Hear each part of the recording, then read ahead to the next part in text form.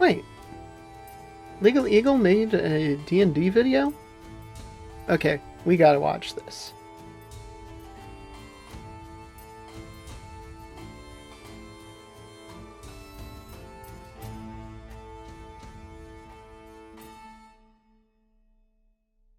Hello, welcome back to the lab. Today we are actually watching Legal Eagle's video on the OGL. It is going to be very interesting, and like an addict, I am back. I am back and I'm going to give commentary on it. So to start this off, I need my handy dandy headphones. That's a Blue's Clues reference for those of you who are born in the 1990s to 2000s. And to switch over to this, I changed it a little bit because you guys told me that you guys couldn't really see the official Dungeons and Dragons official statement.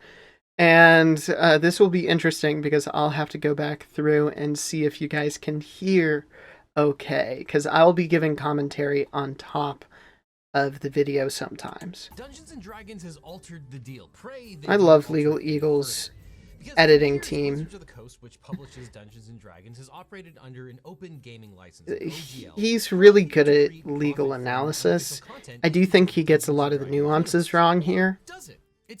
But we'll talk about, I'm not going to be overly critical because we'll talk about why he's made this video when he announces why he made this video. But this leaked version 1.1 update to the OGL is a mixed bag. It purports to crack down on sexist, homophobic, and transphobic content that is created with the Dungeons and Dragons name. Okay. This kind of stuff is always borderline because on some level you want to be able to have those barriers, but also on that level the community is pretty self-governing when it comes to that kind of stuff. The community has dealt with sexism, but we're pretty open. We come from the legacy of people who've been outcast. And so we're not usually very discriminatory, but I am speaking from someone who has surrounded himself with people who are not like that, and who are very open to other people, especially when it comes to this hobby. So maybe there are fringes. I don't think it was a big enough problem for them to actually make like this kind of a move. And I think that most of it was censorship, because you start, who is the judge of this content? If you're trying to make a very nuanced story, racism between the species, that is the pinnacle of some stories. And if you're trying to make a nuanced story of like there can be people who are good but align with this, have this character flaw, I mean, is that enough to get you censored? Are you trying to paint it in a good light? Well, not always, sometimes. And it gets into this gray area. Who is the person to judge? Who's the person to judge other than the community? And the community that, decides not to pay attention to this or to pay attention to it. So, that kind of stuff, that's always hard to deal with. It purports to grant a perpetual license to Wizards of the Coast. Okay, for anyone that makes content using that license. He glazes over this, but I have to say, a perpetual license means that D&D, or Wizards of the Coast, not D&D, Wizards of the Coast can take any homebrew or third-party content and just use it whenever they want. The perpetual license essentially means if they like it, they can take it, they can make it official, they can print it in an official book, and you never see a dime of it. Which really hurts creators because, an unknown creator could make something really cool and really unique. And before they've really gotten a chance to get a lot of people to see that they made something, D&D could find it, take it, publish it in an official book, And then now people are going to them and being like, hey, you stole this from D&D. You stole this from Wizards of the Coast. And it's just a bad look. It does allow them to steal content. Do I think that they would steal it without, notification? No. I think that at least to try and save face a little bit, that they would notify and ask for it. But I thought the same thing with Ruby, and Ruby has stolen some designs from people from their community without asking, without royalties, without doing anything like that. And they had like a terms of service or something like that, which allowed them to be able to do it. It allowed them to be able to take anything that they wanted. And that got them in a lot of heat. So, there is precedent for them to just take things. And that the community is justifiably worried about that. Reports to require certain people who make content using that license to report that usage to Wizards of the Coast. And Yep. if you make over $750,000 in revenue, you have to pay certain royalties. Okay, I'm pausing it again. To... So in one of my earlier videos, I said that I think Kickstarter does something like this. In reality, once you make that money, you pay a percentage of it to them for all the money you make over that. I think it's like with Kickstarter, I think it's like 100,000, and then everything you make over 100,000, I think it's 5%, and then I think it's like 250,000, you pay 10% or something like that, and it's very reasonable because for projects like the projects I'm working on, 100,000, holy cow. But I don't think D&D does this, but I'm not sure. I'm not legal advice, but I am trying to provide nuance to his discussion. Of the Coast on certain marginal income. These are big changes. Now, it's important to distinguish the OGL from the actual Dungeons & Dragons rules. Yep. Dungeons & Dragons operates under a set of rules that's up to version 5e. Yeah, and that's a big misconception. The OGL only provides for the simple... Yeah, the system reference document. Document containing just about everything you need to know about playing D&D. Yeah, so it's not the actual rules. You can't copy and paste something verbatim into your thing without it being in the system reference document. And we'll talk a bit about that. Just simply works with the rules but doesn't reproduce them. Well, there's a big question about whether you need the OGL at all. Now, we'll come back to that later. Yeah, he's touching on something that's going to happen later in the video. But like I said, it's a mixed bag. On the plus side, it provides... Again, I think his legal analysis is very good, but I don't think he's right on the nuances. Sure, you can make any Mickey Mouse content you want. Just pay us if you happen to make over Okay, hold on. And if these changes were coming from a position of hold absolute on. restriction, like... Okay, I need to get on my soapbox again. Because you're comparing apples to oranges when you're talking about Disney. D&D is a game that needs adventures and written material to be able to operate. That, not everybody's going to be able to come up with their own scenario. Not everyone's going to be able to have the time to put in prep work and all of that for every single thing that comes down the pipeline. D&D can't do that all itself. So what they did was they made the OGL and they turned it over to third-party creators so that they could drum up hype for the game. They could create adventures. D&D would officially recognize it, and they could all profit together.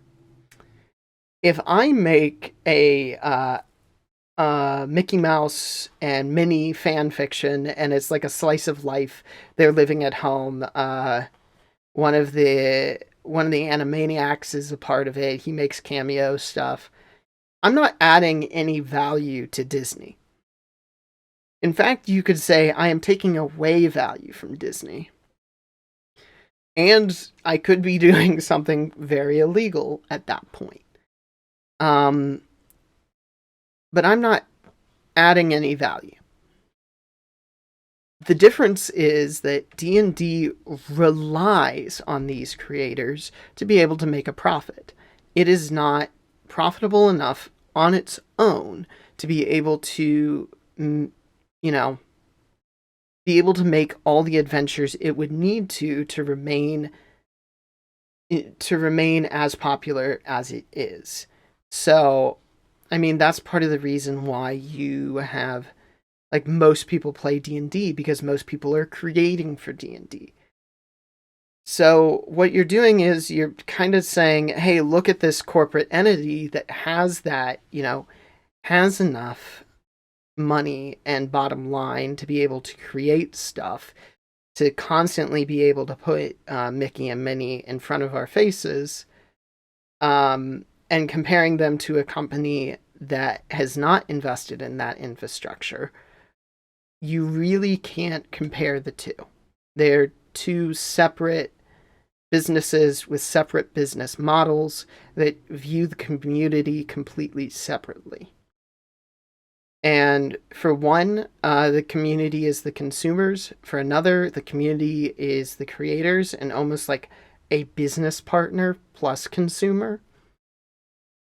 It's completely different. And I don't think he understands the nuance of that. Disney has a lockdown on their IP, then people would probably rejoice that they have this pathway to make officially licensed content and again from it. But as it stands, we're not the coming same. from the opposite. We're coming from a world where almost everything was totally open, and these restrictions are causing a lot of consternation. So many people are upset about he's kind of painting it like, look at Disney, who has a complete lockdown on their IP. Yeah, why are you upset over a company that's trying to do the same thing? The business relationship is not the same. The business relationship between D&D and its community is not the same thing as Disney and its community. And I'd actually say, the D&D community is stronger because you can create stuff for it than Disney's community. People love Disney and love that they can continuously go and watch those movies, buy their songs, listen to their songs. But I don't think that there's a huge Disney community that is, you can prefer Disney. I don't think there's a huge community that is diehard Disney is my life. You do have that community with D&D. Dungeons and Dragons is a lot of people's lives and a lot of people's, source of income. And I think getting down to it, and I said I would get off my soapbox, the OGL was a promise. The OGL was a promise, and Dungeons and Dragons broke it. And I think no matter what legal ramifications it has, that is the thing I'm most mad about. The thing I feel most betrayed about is the fact that this company that I thought was going to be, the company to hold something I cherished, is now stabbing me in the back. And it's got me reconsidering a lot of things in my life. OGL. And the leaked OGL differentiates between commercial and non-commercial content. People making non-commercial content are fairly unburdened. And the leak says that making money via Patreon doesn't necessarily count as commercial. So that probably covers a large swath of people who might otherwise be upset about these changes. Now, I'm not going to dive too deep into the changes of this OGL. So I'm not going to really touch on the Patreon stuff. I don't understand that a whole lot, but I doubt that any commercial people could be like, oh, I'm going to just release homebrew content for Patreons, and that kind of stuff. I think D&D would try to claw back some of that profit, but Wizards of the Coast, I'm sorry, I need to separate them in my head, and it's hard. But I also think almost everyone is missing the biggest issue. And what I want to cover today is one of the more fundamental flaws with this whole setup, and I think, frankly, it changes everything. And as it happens, this whole controversy is a perfect opportunity to teach people about the difference between copyright and trademark. So, win-win. But the original OGL has been around for a while, and it was intended to provide an open platform for players. And I need for a some water critical bottle up background here. on that history, I turned to the D&D expert and uber nerd, Matt Colville. The products that they make for Dungeons and Dragons tend to sell best to players. Well, adventurers don't make a lot of money because only one of the 4 or 5 players at the table buy them, but you still got to make them. So his argument was, why don't we open these rules and make it so that anybody can make products for us? And that way, third-party companies will come along and they will make adventures for us. Yeah, that's what I was talking about. And that way they'll support our product. And there was also some verbiage in there about how, and if those companies improve our rules and it's published under the OGL, then we can take those improvements, right? And then our game will improve. And that was a very egalitarian way of looking at things. And then fast forward, and Wizards of the Coast releases a 4th edition, which was very controversial and alienated a lot of fans. And so they sort of freaked out and released a 5th edition. 4th edition wasn't released under the Open Gaming license. It was released under a license called the GSL, which was much more draconic and restrictive. And then 5th edition was released under... Interesting. I didn't know that. Old OGL, which is much more open and broad and empowers people to make the stuff they want. Privately, the reason Ryan said he wanted to talk the board into opening D&D was because he did not like the idea that any one company would control this hobby. Yeah, the hobby is too big for one person or one company to make that happen. D&D is, I think, more of a folk tradition and a hobby than it is a classical brand. And it has always relied on the people who play it more so than any other game I can think of, except, perhaps like Skyrim, right? Where there's so many mods for it. Yeah, and I was explaining to a friend earlier, this is the equivalent of Skyrim suddenly turning around and saying, oh, modding is illegal unless you pay us. Like, that would kill Skyrim immediately. It'd be, Bethesda. And any of the Fallout games and any of that, the mod community, would be outraged. And rightfully so. The mod community, I've only really interacted as a consumer, but as far as I know, is pretty much the same as the D&D community, which is that they're very close-knit. People know other people who know other people. If you mod games or like if you use Skyrim mods and you talk to someone else who use Skyrim mods, you guys can like trade stories like a D&D player would trade D&D stories. So very similar in the community aspect.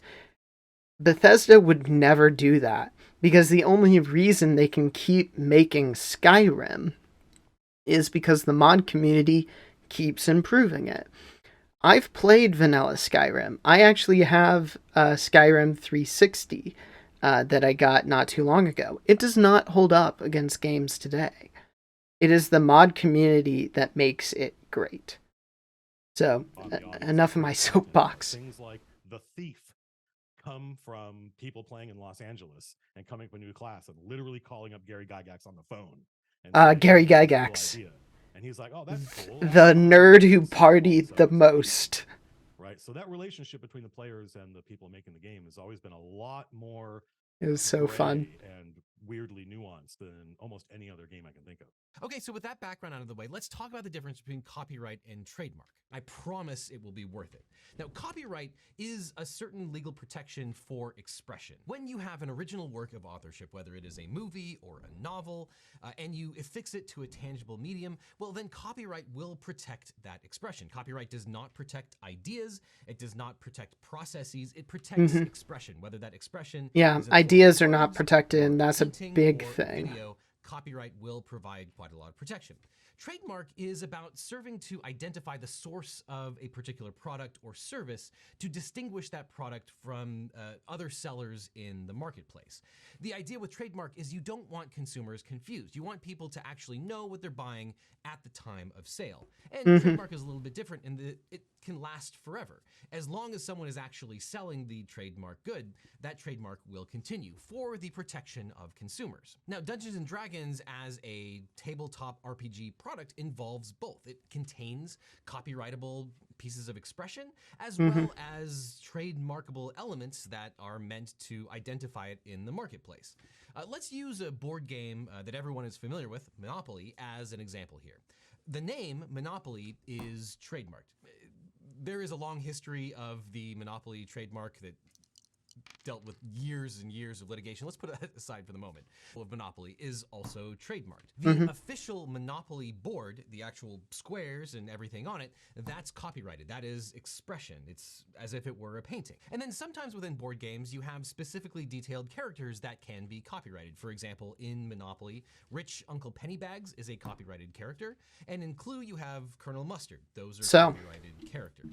So I will say, I know one for certain. The other one is kind of iffy. The Beholder as a monster is copyrighted. That's why you see in other mediums, they're called eye monsters. If you have a Beholder-like creature, it is called an eye monster. And that's because D&D has a copyright on Beholder, the name attached to that type of creature. And they are famously very protective of that. And, some companies have gotten in quite a bit of trouble for trying to use the name Beholder with that type of monster. The other thing that I think Dungeons and Dragons have is Kobold. Not necessarily Kobold itself, because Kobold is actually a mythical creature, but their version of a kobold, which is more draconic in nature, kobolds in myths are more like goblins. It's like another name for a goblin. And so, if you try to make kobolds as draconic, I think that technically falls under copyright infringement of Dungeons and Dragons. But, that one's more iffy. I know for certain that, people have gotten in trouble for the Beholder thing. So, again, those kinds of characters are copyrightable. Dungeons and Dragons has copyrighted a lot of that. And that's why make sure to review the standard or the standard rules document or something like that. Because there are certain monsters that you can get in trouble for including. And unfortunately, that's just part of it. I'm only a guest. But the name of the game, Monopoly, is trademarked. So you can't go out there and create a game called Monopoly and sell it, even if the rules of the game are completely different. But what about the opposite? What if you created a game that had a different name but followed the same rules as another game? Well, that takes us to the fundamental flaw of this whole entire controversy, which is that you can't copyright the rules to a game. You can't copyright a process. Now, this goes back to an extremely old copyright Supreme Court case in the late 19th century called Baker versus... Yeah, you can't... So, he's talking about you can't copyright the rules of a game, which is 100% true. You can't copyright the rules of a game. You can't, you can't, if I was to take someone to court over... Let's say that the RPG project I've been working on forever finally gets published and someone else uses the rules to make their own adventure. I can't say, oh, that's copyright infringement, because I can't copyright that. I would never do that, but I'm saying for this example. But I could say that, oh, wait, you used this exact wording. I could copyright, let's say Beholders. I can copyright Beholders and hold on to that as a copyright. And if someone uses a Beholder in a campaign or in a new adventure, I can say, well, hold on. You don't have the copyright to that. That's copyright infringement. And I think he's also forgetting the fact that the new OGL needs to be signed on to. Like, once you sign on to that, you waive all of this. You waive the fact that, like, you could use the rules for free. And I think it's also very easy to assume that, like, other people have the same level of legal knowledge. I don't think most people would look at the OGL and be like, so this doesn't do anything. The OGL in its state was a promise that they would never take legal action, even frivolous legal action that they would never win against people. And I've said this before, most creators can't afford to fight against a frivolous lawsuit. They're making ends meet, and that's about what they can do. And they do it because they love the hobby. There are jobs out there that pay much more than being an adventure writer. But, they do it because they love it. And so I think he's glazing over that fact that this is hurting people, and kind of looking at it from a very legal standpoint, being like, oh, it doesn't even matter if this thing is out. You guys can use the rules anyway. Well, what is copyrighted within D&D and what is not? He talked about the Monopoly board being like copyrighted because it looks like a piece of artwork. Well, what about the monster stat blocks? Can you copyright the look of the monster stat blocks? And then, so now people have to figure out a way around the monster stat blocks. Can you use the same organization as Dungeons and Dragons does? Can you use the same, the monster stats in the same places, or do you have to rearrange that as well? There's so much that people would have to know and have to look through to be able to dodge the bullets of Dungeons and Dragons to create for them. And the OGL was a promise that not to worry about any of that. We will never do anything like that. We will never, copyright things that we would not tell you about. We would never do anything like that. And if we did, we won't take legal action against you if you include this OGL. But I do think that he's really, and I know I outlined like 5 reasons already, but I think he's not giving it the justice it deserves, because, not everyone knows the law as well as he does. And this document was created for the small people who don't have that kind of time, who don't have that kind of, intelligence to be able to understand and wrap their heads around it. What can I include and what can't I include? Can you copyright the look of a character sheet? If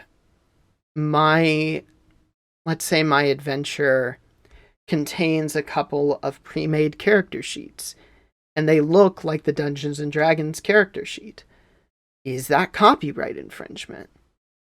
It is so many bullets to dodge that nobody would actively make anything under what he's proposing. So the OGL served its purpose as assurance, as a promise that Wizards of the Coast would never take any legal action for copyright infringement as long as it was in this large document. And this large document outlined everything that you could use. And if it wasn't in there, well, you're kind of out of luck if you went outside of it. But they put all of that into one document and said that anything in here you can use. The OGL is now up in the air. We don't know if they're going to section off that document, being like, oh, you can use anything that's copyrighted in this document, only if you pay us. So we don't know what's going on there. And that is the biggest thing. That is the uncertainty is the biggest thing here. Selden, when later codified in the Copyright Act of 1976, which said, quote, in no case does copyright protection for an original work of authorship extend to any idea, procedure, process, system, method of operation, concept, principle, or discovery, regardless of the form in which it is described, explained, illustrated, or embodied in such work. So, for example, I also think that that can be changed. I think Dungeons and Dragons is a big enough entity that they could change that if they had wanted to. The game Words with Friends on Facebook, even though it was an exact clone of Scrabble, well, that's the reason. Scrabble can't have Mickey Mouse should have been in the public domain, it can only really get I think, like 50 years ago. But the Disney Corporation has changed the laws so many times through lobbying and stuff like that. I think Dungeons and Dragons could change the laws as well. The new OGL goes on to say, not usable D&D content, quote, unlicensed content. This is Dungeons & Dragons content that has been or later will be produced as official, that is, released by Wizards of the Coast or any of its predecessors or successors, and is not present in the SRD version 5.1. Unlicensed content includes things like the most famous Dungeons & Dragons monster. Yep. Most famous Dungeons & Dragons monsters, Beholder. I talked about that. Characters. I'm not sure how many characters are copyrighted. I think definitely like the ones that have books about them. Magic spells. I think there are certain expression, like certain names of spells that are unlicensed and stuff like that. I don't know if that's the case, but that's me not being a genius and not having the time. Content over the years. Second bucket, and this is the thing that I think most people are upset about, would be homebrewed adventures and campaigns whose only connection to Wizards of the Coast is the fact that they use the rules in Dungeons & Dragons 5e. In this bucket, I'm kind of thinking about the things that you see on Critical Role or Dimension 20, where they create a campaign that is 100% original. The characters are completely new. The settings are completely new. Critical Role and Dimension 20 as streams tend to be, tend to be protected.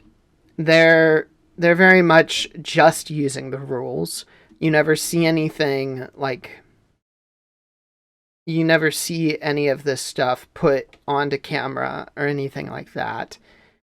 And so I think they're protected, but I also don't know. It could be that, Wizards of the Coast suddenly copyrights a term or like a turn of phrase and say that it's part of their identity. It's hard to say. And I think copyright in this case protects Dimension 20 and Critical Role because they're not reproducing the stat blocks. They're not showing artwork for it, stuff like that. But I also think that, every other adventure, in print is able to be hurt by this. And again, if Critical Role or Dimension 20 sign up for the new OGL, they waive that protection. They waive the fact that you can use the rules without being under an OGL. And suddenly they are within contract of Wizards of the Coast, and they must abide by the OGL rules. So that's the other thing, is that he's not talking about the fact that they consent to the new OGL, and that would change the dynamics of everything. And that Wizards of the Coast is preying on people without as much legal knowledge as him, and saying that essentially that they will be completely unprotected, but don't worry, because if you sign up with us, we can help you. And that's not okay. New. And the only connection that these campaigns have to Dungeons and Dragons and Wizards of the Coast is that they rely on the rules that are set out in Dungeons and Dragons 5e. As we discussed, I don't think Wizards of the Coast has much protection over the rules themselves, the processes and No, they don't. methodologies contained in the Dungeons and Dragons rules. But Dungeons and Dragons is more than just a list of rules. Where the only connection is the fact that it uses the rules that are set out in D&D 5e. The Dungeons and Dragons engine has been reused a ton.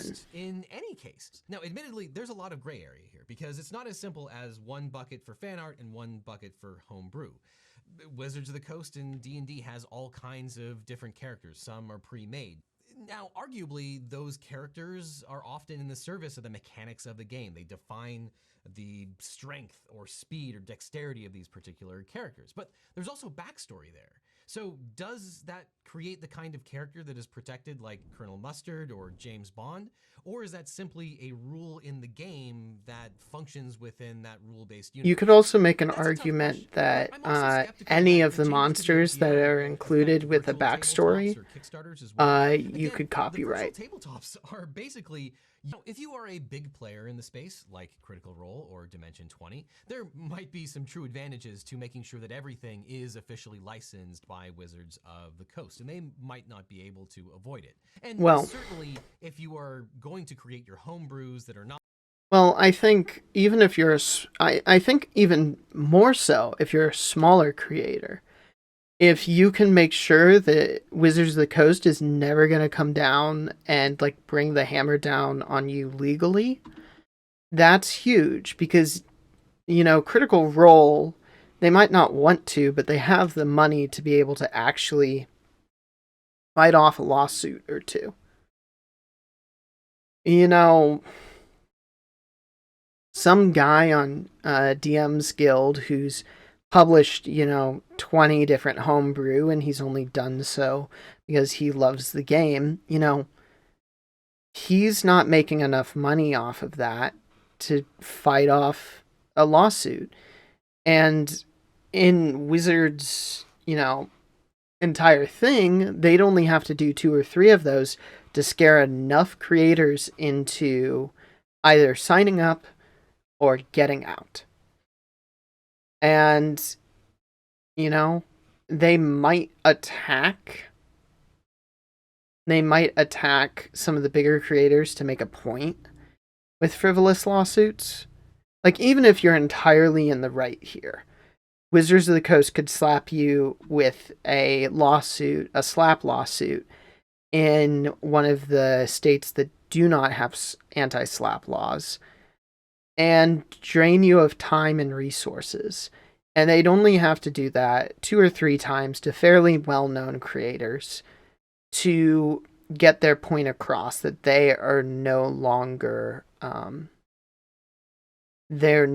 playing around with this.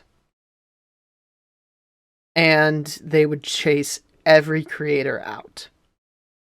And every creator would either sign up or get out. And even if they're protected under all of this, frivolous lawsuits are a scourge, and Wizards of the Coast can do that whenever. Not officially licensed. You can't say that they are officially licensed, and you probably can't use the name Dungeons and Dragons except in a nominative or descriptive fair use way, in the sense that you might be able to say something like, this campaign is compatible with Dungeons and Dragons. You're just not allowed to say that this is from Dungeons and Dragons or somehow officially licensed. Anyway, that's just a theory. You can't imply. Legal theory. That was a reference. The situation has now changed. Yep. Wizards of the Coast released a statement on dndbeyond.com on January 13th. This is how I feel They said that every they were time. cognizant of all of the pushback and, quote, rolled a 1. Yeah, They say that's that, quote, cringe. the next OGL also been talking to Wizards of the Coast lawyers. Now, there's tons of stuff going on behind the scenes, but all the lawyers will officially say is that their statement is sincere. Typical lawyers, just the worst. Even if the statement is sincere from the point of the people who are writing it, those promises can change. Nothing is set in stone until we actually have like an actual document in front of us. And I'm not going to hold out hope that we get one. Now, normally I would not cover a topic like this. This is way too nerdy, even for... So to cut the video short, I'm going to say that I'm going to tell you what he says. Another lawyer YouTuber has had a stroke, who would usually cover something like this. So really, Legal Eagle was covering this as a way to show support, get more people onto the fundraising, to help this lawyer to be able to get through his medical problems. And I think we should all, contribute a little bit to that.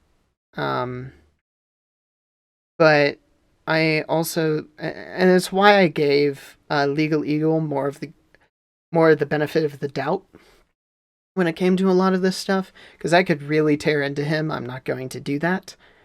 I'm actually going to move this over so that I can see you guys directly. I'm not going to tear into him. I don't think he needs that. Because he was doing it as a favor. This is not his usual wheelhouse. And, I think he was doing it for a good reason, even if it wasn't for the community.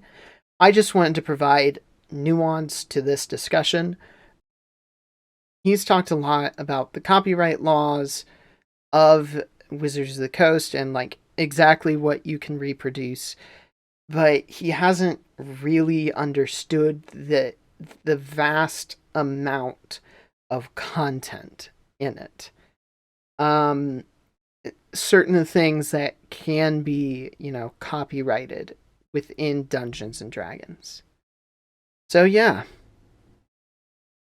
if you guys agree with my nuanced take, if you guys agree with my analysis, remember to drop a like and a subscribe. I don't do content like this usually. And again, this is a very long video for me. I'm very tired after this. I'm actually jumping on a stream later today, and that is going to be, that's interesting. It's going to be interesting. But I do think that, I needed to make this. I needed to talk about it. And yeah, if you guys would share this with people who can actually make a difference in this community and in Wizards of the Coast mind, I think that this came out as kind of a video to appease the community. I don't think we should be appeased with this, because I think there's a lot of nuance that is not being taken into account here. I think that we need to keep going strong and hold our breath for when the next leak of the OGL comes out. And yeah, I'll see you guys whenever I see you next.